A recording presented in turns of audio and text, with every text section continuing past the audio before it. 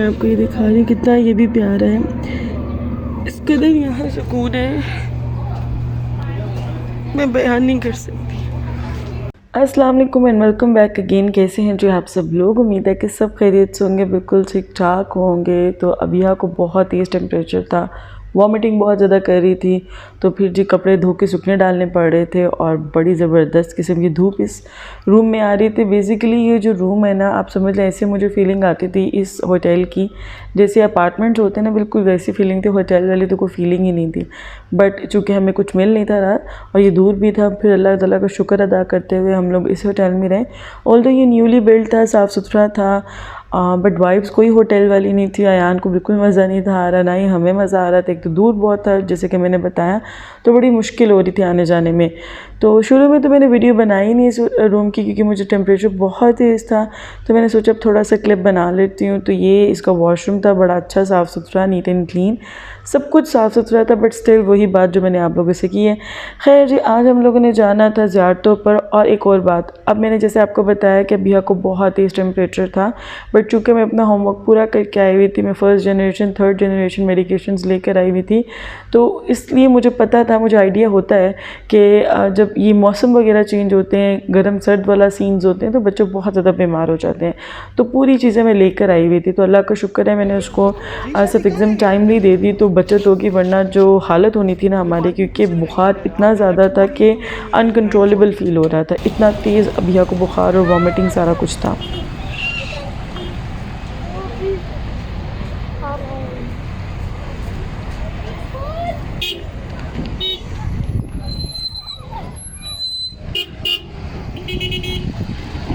पहले मैं बहुत ज़्यादा बीमार रही और अभी मैं पूरी तरह से रिकवर नहीं थी, क्योंकि अभिया बीमार हो गई थी। तो इस बार जो सिचुएशन थी थोड़ी सी ऑफ चल रही थी, जबकि पिछली बार अल्हम्दुलिल्लाह हम में से कोई भी ऐसा बीमार नहीं हुआ तो अब हम लोग वापस आके रुके थे, वहाँ पर कोई नहीं था हुआ।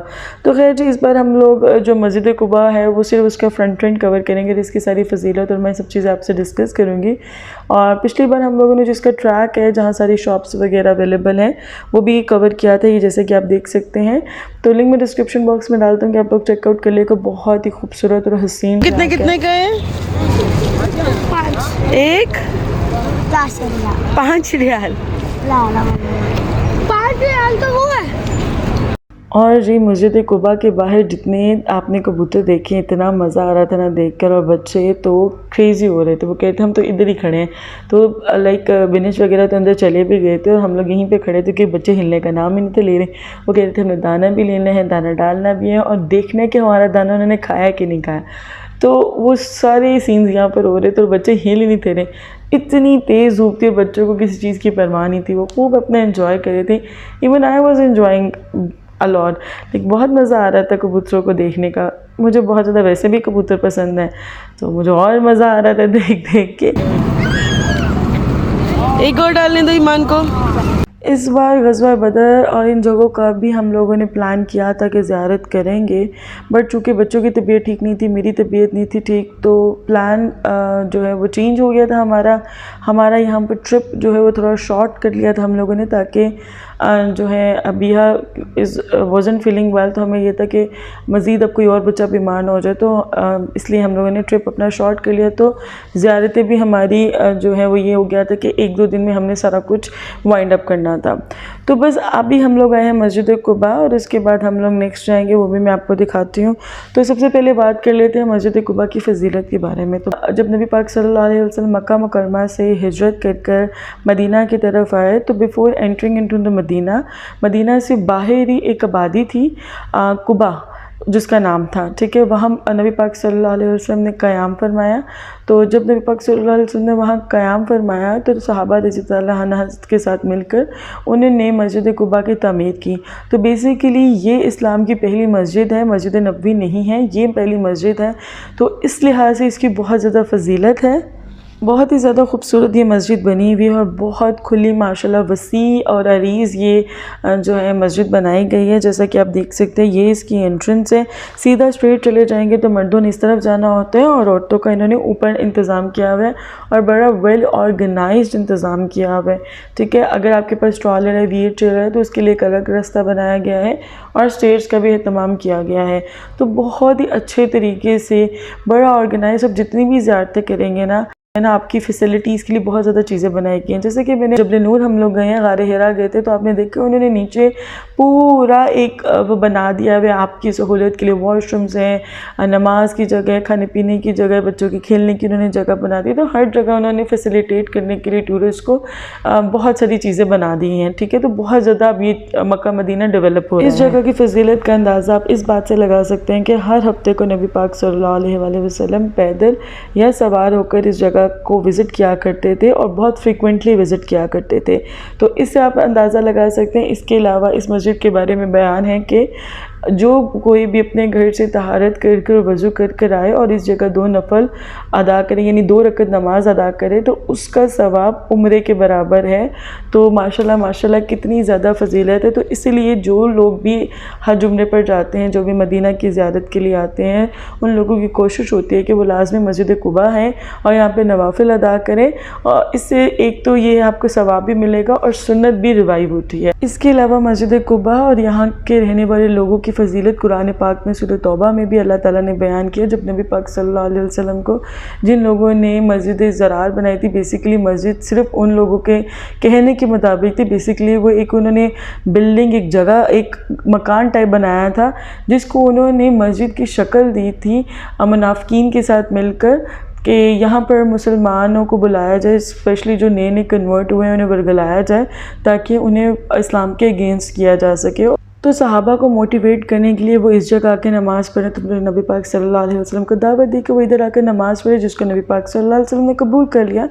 तब अल्लाह ताला ने नबी पाक सल्लल्लाहु अलैहि वसल्लम पर आयत नाजिल की जिसमें बताया गया कि ये जो मस्जिद ज़रार बनाई गई है, ये इन्होंने किस वजह से बनाई गई। नबी पाक सल्लल्लाहु अलैहि वसल्लम को सारी सिचुएशन क्लियर की गई और आयत नाजिल हुई कि ए हबीब, वो मस्जिद जिसकी बुनियाद तकवे पर रखी गई है वो इस बात का ज़्यादा हक़ रखती है कि आप वहाँ क़याम करें, यानी नमाज़ पढ़ें।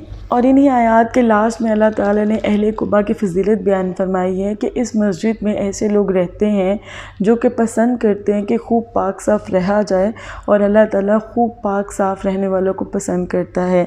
तो इतनी ज़्यादा इस जगह को और इस जगह के रहने वालों को फजीलत दी गई है। तो जब नबी पाक सल्लल्लाहु अलैहि वसल्लम यहाँ पर पहुँचे तो उन्होंने इन लोगों से पूछा कि क्या बात है कि अल्लाह ताला को आपकी तहारत का जो तरीका आप लोगों ने अपनाया हुआ है, अल्लाह ताला को बहुत पसंद है, कि अल्लाह ताला ने ख़ुद उसकी तारीफ़ फरमाई है। तो उन्होंने बताया कि चूँकि अरबों में ये था कि पानी बहुत लिमिटेड होता था तो इस्तिंजा कर लिया जाता था, यानी मिट्टी से साफ़ सुफ कर ली जाती थी वो जगह। बट ये लोग जो होते थे ना, ये पानी से तहारत किया करते थे। तो इसीलिए फिर उन्होंने बताया कि हम लोग जो है वो पानी से तहारत करते हैं, जिसको अल्लाह ताला ने खूब पसंद फरमाया। बातें और भी बहुत सारी है मस्जिद कुबा से रिलेटेड, बढ़ चुके फिर बहुत लेंथी हो जाएगी वीडियो। और वैसे भी हम लोग अब पहुंच चुके हैं जी जन्नत के कुएं के पास।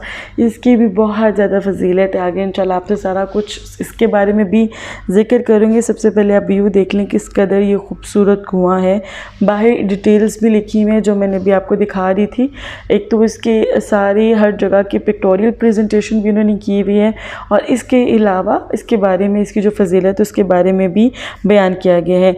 यहाँ पर इन लोगों ने ये लगाई हुई हैं, टैप्स लगाए हुए हैं, यहाँ से आप पानी ले सकते हैं ज़ायरीन जो आते हैं। बट पता नहीं क्या मसला था कि ये बंद थे, मे बी फ़िल्टर ख़राब हो, मे बी मोटर ख़राब हो, कि जिसकी वजह से पानी नहीं आ रहा था टैप्स में। वरना मैंने बहुत सारे वीडियोज़ में देखा है कि यहाँ पानी मिलता है और लोग आके पीते भी हैं और भर के भी लेके जाते हैं। तो खैर ये कुएं की लुक है और बहुत ही खूबसूरत जगह है ये। आप जब इसके अंदर एंटर होते हैं ना, एक अजीब सी फीलिंग्स हैं, बहुत ही खूबसूरत फीलिंग्स हैं। और ये कुआं भी बहुत ज़्यादा खूबसूरत है जैसा कि आपको मैं दिखा रही हूँ।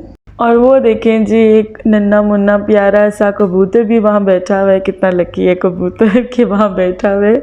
और ये जगह आप जब इंशाल्लाह लाइव देखेंगे ना एक अजीब कैफियत है। इंशाल्लाह अल्लाह ताला आपको इस जगह की ज़ियारत करना नसीब फरमाए।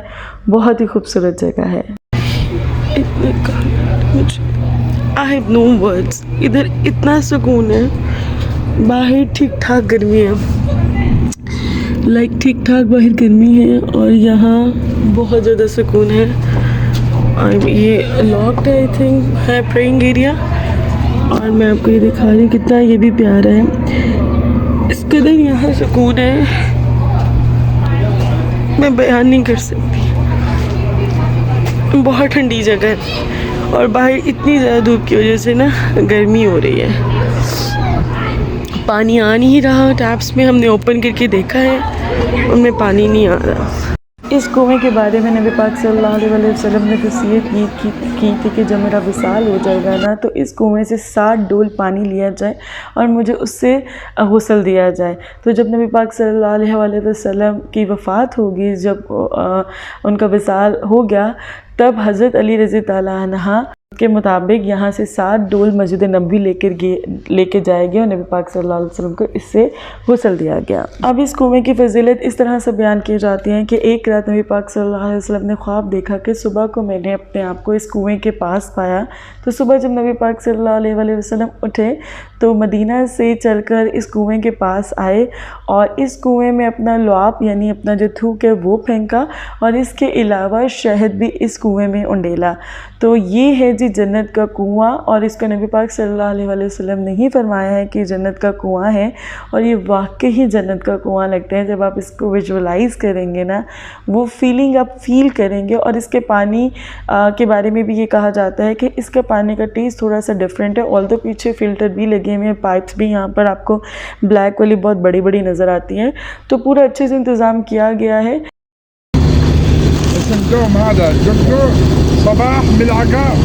ये रोज़ पेटल्स हैं, ये कितने के हैं?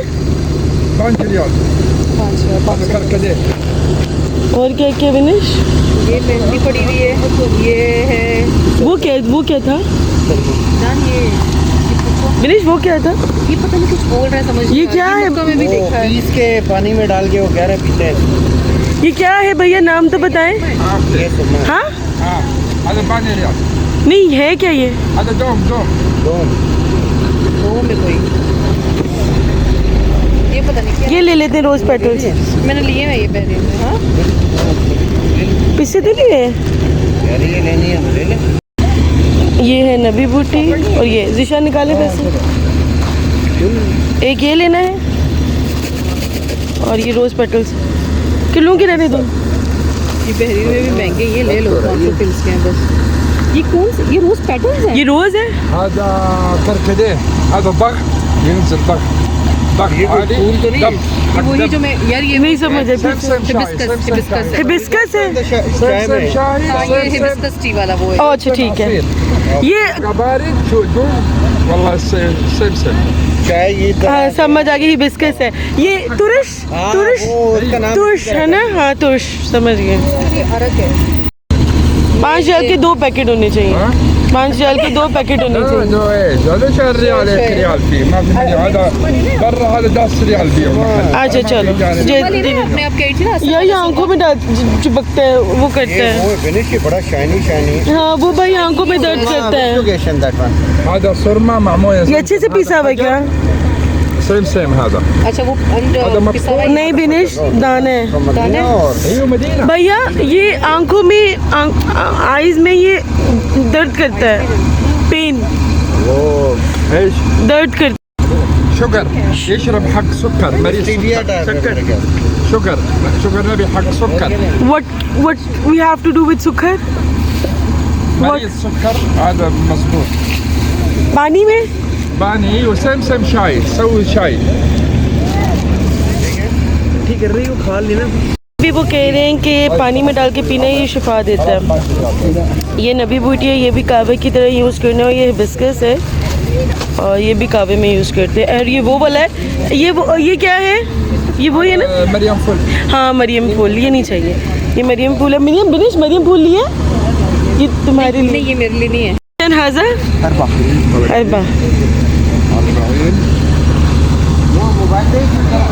बिनिश रस्ते बराबर ही है कौन